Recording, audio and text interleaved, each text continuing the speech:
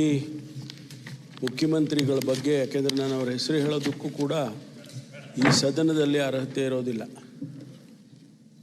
24, 26, 28 ಮರ್ಡರ್ಗಳನ್ನು ಮುಖ್ಯಮಂತ್ರಿಗಳು ಮಾಡಿದ್ದಾರೆ ಅಂತಕ್ಕಂಥ ಮಾತನ್ನು ಆ ವ್ಯಕ್ತಿ ಹೇಳಿದ್ದಾನೆ ಅಂಥೇಳಿ ಭಾಳ ಜೋರಾಗಿ ಅವನನ್ನು ಯಾಕೆ ಅರೆಸ್ಟ್ ಮಾಡಲಿಲ್ಲ, ಸರ್ಕಾರ ಹೀಗಿದೆ ಹಾಗಿದೆ ಅಂತೆಲ್ಲ ಮಾತಾಡಿದರು.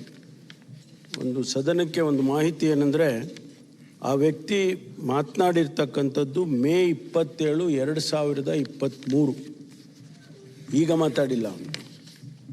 ಬಹುಶಃ ಆಗ ನಮ್ಮ ಸರ್ಕಾರನೂ ಇರಲಿಲ್ಲ, ಆಗ ಚುನಾವಣೆಯ ಸಂದರ್ಭ ಅಂತ ಕಾಣಿಸುತ್ತೆ. 27 ಮೇ, ಆಗ ಇನ್ನೂ ಸರ್ಕಾರ ರಚನೆ ಆಗಿರಲಿಲ್ಲ. ಆ ಸಂದರ್ಭದಲ್ಲಿ ಆಡಿರ್ತಕ್ಕಂಥ ಮಾತು, ಅದನ್ನು ತಾವು ಯಾಕೆ ಈಗ ಪ್ರಸ್ತಾಪ ಮಾಡಿದ್ರಿ ಅಂತ ನನಗೆ ಗೊತ್ತಿಲ್ಲ. ಅದರ ಉದ್ದೇಶ ಏನು, ಯಾಕೆ ತಾವು ಪ್ರಸ್ತಾಪ ಮಾಡಿದ್ರಿ ಅಂತೇಳಿ. ಹಂಗಂತೇಳಿ ಆ ವ್ಯಕ್ತಿಯನ್ನು ನಾವು ಬೇರೆ ಬೇರೆ ಮಾನ್ಯ ವಿರೋಧ ಪಕ್ಷದ ನಾಯಕರ ಗಮನಕ್ಕೆ ಸುಮಾರು 18 ಕೇಸ್ಗಳು ಆತನ ಮೇಲೆ ಇದ್ದದ್ದು. ಈಗಾಗಲೇ ಸುಮಾರು ಕೇಸ್ಗಳು ವಜಾ ಆಗಿದೆ, ಆದರೆ ಇನ್ನೂ ಕೂಡ ಭಾಳಷ್ಟು ಕೇಸ್ಗಳು ಅವ್ರ ಮೇಲೆ ಇದೆ ಅಂತಕ್ಕಂಥದ್ದು.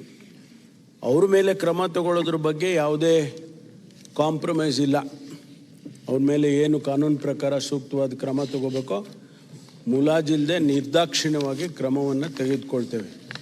ಆದ್ದರಿಂದ ಸ್ವಲ್ಪ ವೆರಿಫಿಕೇಷನ್ ಮಾಡಿಕೊಂಡ್ರೆ ಯಾವ ಸಂದರ್ಭದಲ್ಲಿ ಯಾರು ಮಾತನಾಡಿದರು, ಅದು ಈ ಪ್ರಸ್ತಾಪ ಈಗ ಮಾಡೋದ್ರ ಉದ್ದೇಶ ಏನು ಅನ್ನೋದು ಸ್ವಲ್ಪ ತಿಳಿಸಿದರೆ ಭಾಳ ಸದನಕ್ಕೆ ಒಳ್ಳೆಯದಾಗುತ್ತೆ ಅಂಥೇಳಿ ನಾನು ಈ ಸಂದರ್ಭದಲ್ಲಿ ಹೇಳೋದಕ್ಕೆ ಬಯಸ್ತೇನೆ.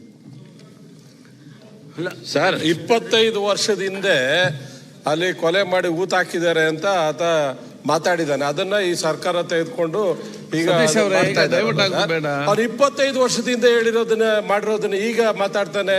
ಅವ್ನು ಹೇಳ್ತಾನೆ ಅಂದ್ರೆ ಸರ್ಕಾರ ಮತ್ತೆ 2 years ಹಿಂದೆ ಅಂತ ಹೇಳಿದ್ರೆ ಅವ್ರ ಮುಖ್ಯಮಂತ್ರಿ ಆಗ್ತಾ ತಕ್ಷಣನೇ ಅವ್ರು ಮಾತಾಡಿರುವಂಥದ್ದು. ಈಗ ಅವರ ಮೊನ್ನೆ ಚರ್ಚೆ ಆದಂತ ರಿಪ್ಲೈ ಆಗಲಿ, ಉತ್ತರ ಕೊಡಲಿ, ಮತ್ತೆ ರಿಪ್ಲೈ ಆದ